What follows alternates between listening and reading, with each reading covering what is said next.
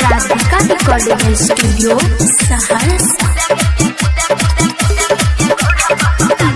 केतना भरोसा छोड़ी केने दी हम बरबो, केतना भरोसा छोड़ी केने दी हम बरबो हगे गे उदा गेल गे गौड़ा बापू दा गेले उ छौड़ा बापू उदा गेल गे गौड़ा बापू दा गेले उ छौड़ा बापू केतना